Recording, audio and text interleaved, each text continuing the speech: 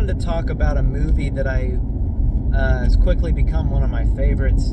It's about 2 years old at this point, 3 years old at this point. It's Robert Eggers' The Lighthouse. Now, this movie, when I first watched it, I thought, I don't think I ever want to see this again. Glad I watched it, but yeah, not something I'm going to watch again. And then I found myself talking about the movie to everyone and all the time. And I was quoting it to the point where my friends kept telling me to shut up because I wouldn't stop saying "bad luck to kill a seabird."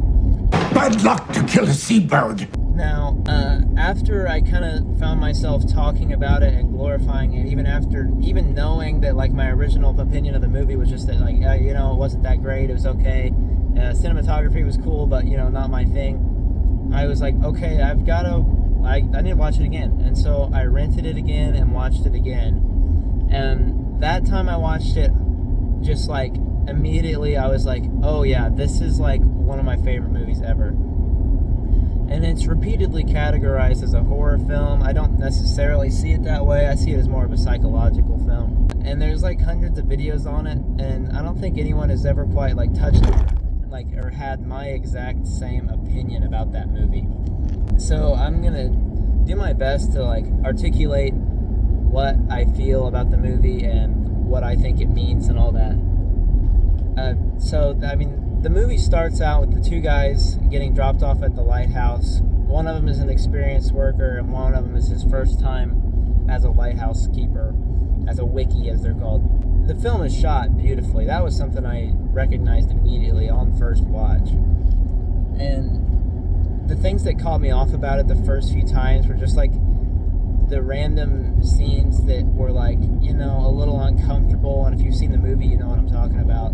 Where it's I don't really want to see that. But the second time through, there's a novelty to it, and the scenes are there for a reason, I guess. But really, the rest of the movie doesn't suffer because of them. And it's not in there that much. I view the movie in two different ways. The one way and easiest to explain way I see the movie is that it's Robert Pattinson's character's punishment for what he's done to his friend. And now, spoiler alert is due because you find out that his character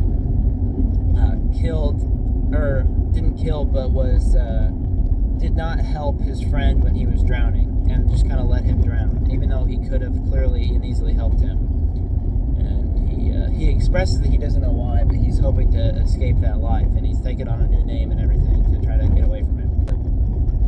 I personally believe that the scene in which he tells that could be viewed as a confession to a god, which is Willem Dafoe's character.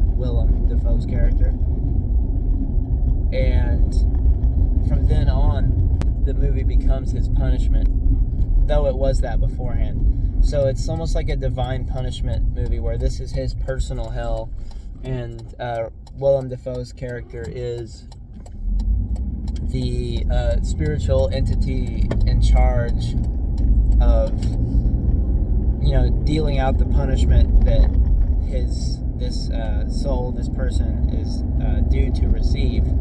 The other way I look at this movie is as from strictly a psychological point of view, in that it's Robert Pattinson going insane. He's got the guilt from what he did in his past as not helping his friend from drowning, not saving his friend from drowning.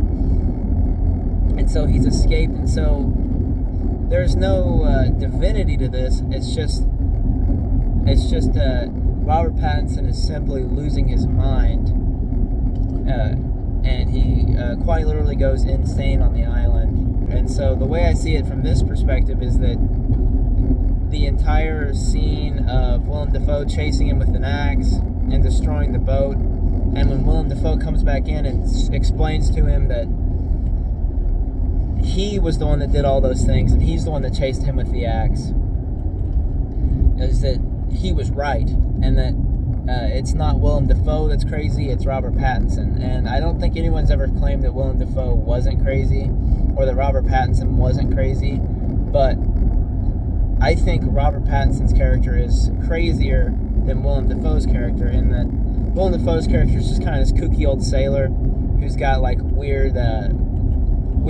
morals and weird beliefs, and that's generally the end of his weirdness. The rest of the movie and everything else is viewed through the point of view of Robert Pattinson's character, who is not in sound mind, and so everything that happens that seems crazy is stuff that's going on in his own head, and nothing is actually happening as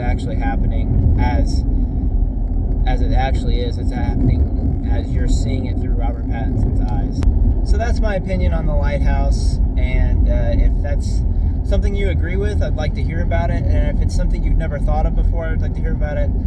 Maybe that's what everybody else thinks about The Lighthouse, and maybe I'm not unique in that opinion, but I haven't seen any videos that kind of explain it in the way that I think it should be explained, and I'm not claiming that I did that either, because I'm just rambling in my car. But thank you for watching, and subscribe if you want to, or not, I don't really care.